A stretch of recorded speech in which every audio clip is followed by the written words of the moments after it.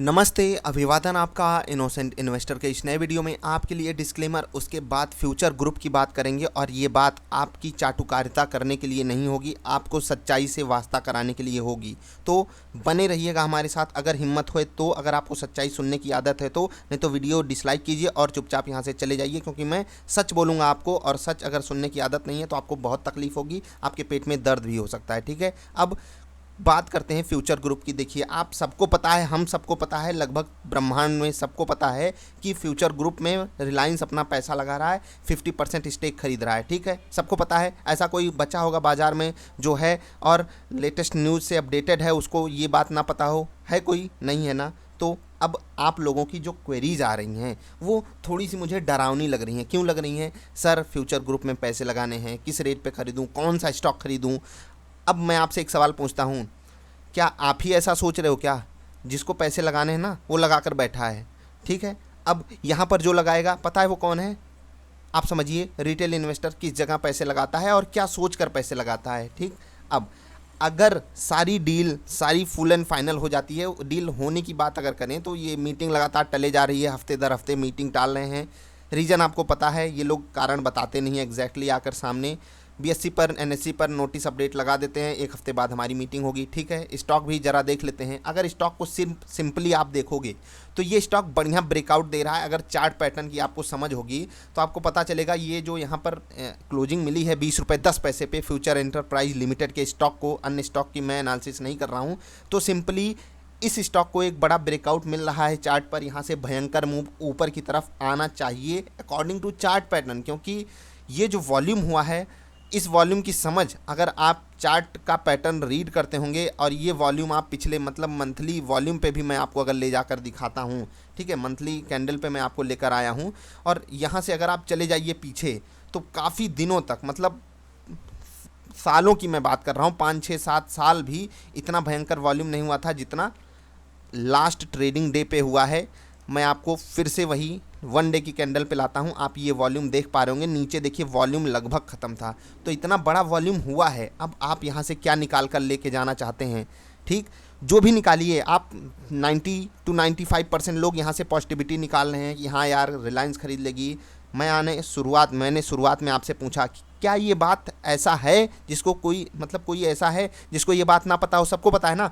अब आप एक बात बताइए, मैं आपसे बार बार ये चीज़ आपको लिख कर दे सकता हूँ, जहाँ पर सबको पता होता है कि यहाँ पर पैसे कमाने की अपॉर्चुनिटी है बाजार में, वहाँ पर रिटेल इन्वेस्टर तो पैसे नहीं कमा सकता, क्योंकि उसको पेशेंस नाम की चीज़ उसके पास होती नहीं है। मैं सबकी बात नहीं कर रहा, लेकिन यहाँ पर 75% जो इन्वेस्टर्स होते हैं उनके पास पेशेंस नहीं होता है, वो होल्ड नहीं, अपनी सिचुएशन मतलब अपनी पोजीशन पे बैठे नहीं रह सकते। उनको तुरंत का तुरंत हर दिन 5% का अपर सर्किट चाहिए, जैसे कि अन्य स्टॉक्स के केसेस में हुआ है। यहाँ से सिनारियो क्या बनेगा वो हमको आपको नहीं पता। जो डील हो रही है वो हमारे और आपके लिए नहीं हो रही है कि हम और आपने स्टॉक खरीद लिया। ठीक समझिएगा, बिल्कुल ध्यान से समझिएगा, हमने और आपने स्टॉक खरीद लिया, हमारा और आपका भला कोई नहीं सोच रहा है। भला किसका हो रहा है? पहली चीज़, ऐसा तो है नहीं फ्यूचर ग्रुप अपने आप को खुद बिकवा रहा है, जानबूझकर नहीं। वो दिवालिया होने की कगार पे आ गए हैं, उनको बिक जाना उनकी मजबूरी है। ठीक है, किसके हाथों? रिलायंस के हाथों बिक जाना उनकी मजबूरी है। रिलायंस क्यों ले रहा है? क्योंकि उसको अपॉर्चुनिटी दिख रही है इनके बिजनेसेस में। आप जाकर इनके ब्रांड्स को चेक करिएगा, रिटेल में इनके ब्रांड्स ठीक ठाक ब्रांड्स हैं, ऐसा नहीं है। आप बिग बाजार जाकर नाम पूछिए, लोगों को लगेगा ही नहीं कि ये कंपनी दिवालिया हो सकती है। बीबी फैशन बाजार इनकी, एफएमसीजी में इनके ब्रांड्स देख लीजिए, फैशन में इनके ब्रांड्स आप देख लीजिए, होम बिजनेस में इनके ब्रांड्स देख लीजिए, सारे ब्रांड्स ठीक ठाक हैं, बेहतरीन काम भी करके सामने रखते हैं जैसा कि बाहर से दिखता है, लेकिन अंदर ही अंदर कंपनियां खोखली हैं, इनकी बहुत अच्छा रेवेन्यू नहीं जनरेट कर पा रही हैं, उधारी चुकाने के भी ये काबिल नहीं बचे हैं एक समय तक। अभी मीटिंग वगैरह टल रही है। खैर, ये मीटिंग टलना कोई बहुत बड़ी बुरी न्यूज़ नहीं है। मैं आपको सिर्फ इतना कह रहा हूँ कि आप जो बुरी न्यूज़ है ना उससे, और जो गुड न्यूज़ है उससे कुछ ऐसा निकाला कीजिए जो मतलब खुद आपके लिए अच्छा हो। मैं ये बात क्यों कह रहा हूँ? देखो, जब कोई गुड न्यूज़ आती है वो सबको पता होती है, हर कोई स्टॉक लेने के लिए कूदेगा।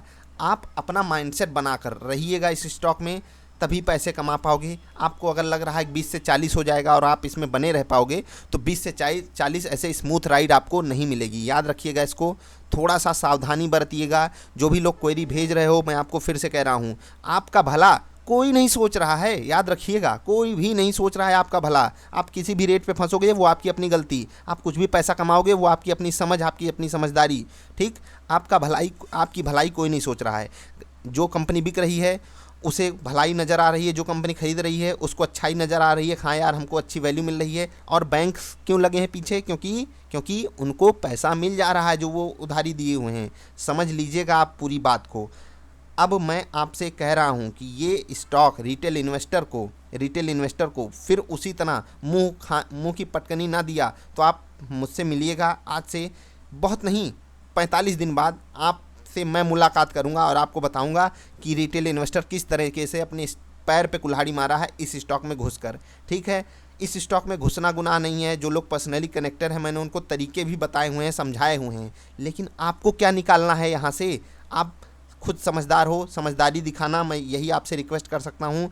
जितने भी लोगों की क्वेरीज आई हैं इस वॉल्यूम को देखकर आपको मतलब हाइप में घुस नहीं जाना है, मैं यही कह रहा हूँ, और ना पैनिक में निकलने की ज़रूरत है। जब तक आपको अच्छे से समझ ना हो तब तक इस स्टॉक में फ्रेश पोजीशन मत बनाना। जो लोग होल्ड कर रहे हो उनकी अपनी समझ, मैंने उनको पुरानी वीडियोज़ में भी चीज़ें समझाई हुई हैं। मीटिंग टल रही है, इसको आप टलने दीजिए। अब मैं कुछ एग्जांपल्स दे देता हूँ। आलोक इंडस्ट्री, सबको पता था रिलायंस खरीद रही है। 2, 4, 10, 15, 20 दिन अपर सर्किट लग जाए, रिलायंस ने खरीदा, क्योंकि प्योर बिजनेस देखेगी कंपनी। स्टॉक मार्केट में कंपनियों का बिजनेस देखकर उनका प्राइस डिसाइड होता है। हवाई बातों पे अगर प्राइस डिसाइड हो गया ना, फुस होती है, मतलब चीज़ें से फुस हो जाती हैं। एसीसी का एग्जांपल, बहुत सारे स्टॉक हैं यार, मैं किसका एग्जांपल दूं। आलोक का एग्जांपल लीजिए, 60 से आधा हो गया था, कौन कमा पाया पैसे? किसी भी रिटेल इन्वेस्टर को खरीदने का मौका नहीं मिला है। 90% लोगों को यहाँ पर मौका मिला तो एग्जिट यहाँ मिला है। समझ लीजिए कितनी डरावनी सिचुएशन हो जाती है। आपको लालच दिलाई जाएगी, रोटी दिखाई जाती है ना जानवरों को, पीछे भागते हैं पूंछ हिलाकर। याद रखिएगा, वही रिटेल इन्वेस्टर के साथ यहाँ पर ट्रीटमेंट होता है और रिटेल इन्वेस्टर को वही समझा जाता है इस बाज़ार में। याद रखिएगा, मैं आप लोगों को वार्निंग दे रहा हूँ। अगर आपकी समझ, अगर आपका दिमाग कह रहा है कि मैं रिस्क लेने के लिए तैयार हूँ, मैं होल्ड करने के लिए तैयार हूँ, मुझे अपॉर्चुनिटी दिख रही है, तभी घुसिएगा, किसी के कहने पे मत घुसिएगा। यस बैंक का सिनेरियो आप देख लीजिए, 12 रुपये पे लोग 30-30, 40-40% का रिटर्न का वादा किए थे, कुछ नहीं मिला। लोग 12 रुपये पे एफपीओ में पैसा लगाकर 11.5 रुपये 40 पैसे, 11 रुपये 60 पैसे, 11 रुपये 70, 80, 90 पैसे में एग्जिट किए हैं। 5% के लॉस में। वो स्टॉक जो 50% डिस्काउंट पर मिल रहा था उसमें लोगों को नुकसान हुआ है। याद रखिएगा, कोई भी चीज़ भूलिएगा नहीं। घुसना है अपने रिस्क पे, अपनी समझ पे, अच्छे से डिसीजन लेकर ही घुसिएगा। मैं बार बार एक ही चीज़ कह रहा हूँ। मैं आपको वेबसाइट पर रीजंस भी बता देता हूँ कि जब जब रिटेल इन्वेस्टर ग्रीडी होता है तब तब उसको मुंह की खानी पड़ती है। बस यही याद रखना यार। हाथ जोड़ के आप लोगों से रिक्वेस्ट है, आप ही लोगों की बाद में क्वेरी आती हैं, इसीलिए मैं आपको पहले ही वार्न कर दे रहा हूँ कि सिचुएशन समझ कर ही अपना फैसला लीजिएगा। मिलेंगे फिर से यार। और एक चीज़, हाँ, टेकिंग टिप्स फ्रॉम अदर्स। आप इस वक्त यही कर रहे हो, चाहे मीडिया हो, चाहे आपके प्यारे यूट्यूबर्स हों जो बड़े बड़े टारगेट देंगे, सारी सिचुएशन आपको समझा देंगे, आपको मूर्ख बना देंगे और आप अटक जाओगे। तो बस आई होप आप अपना दिमाग लगाओगे। हाथ जोड़ के यही रिक्वेस्ट है। इस बाज़ार के बारे में कोई नहीं जानता है यार। बाज़ार कैसा रिएक्शन दे देगी आपको नहीं पता है। बाज़ार कलेक्टिव विजडम पे चलती है, पता कर लीजिएगा सारी सिचुएशन समझ कर ही। मिलेंगे फिर से यार। किसी से भी जो एक्सपर्ट होगा ना उससे कभी पूछ लीजिएगा। इस बाज़ार में पैसा इतनी आसानी से नहीं कमाया जाता। अगर कमाया जाता होता ना तो थोड़ा सा मैं आपको समझा देता हूँ, 98 to 99% लोग यहाँ पर नुकसान करके नहीं निकलते। अगर इतना ही आसान होता तो नहीं निकलते, क्योंकि 98 to 99% लोगों को पता है कि फ्यूचर डील हो रही है, आलोक में डील हो रही है, यस बैंक का एफपीओ आधे दाम पे आया है। पता था ना, सबको पता था ना। कमा पाया कोई? कौन कमा पाया? आपको पता होगा। थोड़ा पुरानी वीडियोज़ को देखिएगा, समझदारी दिखाइएगा। मिलेंगे फिर से, मुंह की ना खानी पड़े इसीलिए आपको वार्निंग दे रहा हूँ। मिलेंगे फिर से, तब तक के लिए हंसते खेलते रहिए यार। वीडियो देखने के लिए आपका बहुत बहुत आभार, धन्यवाद।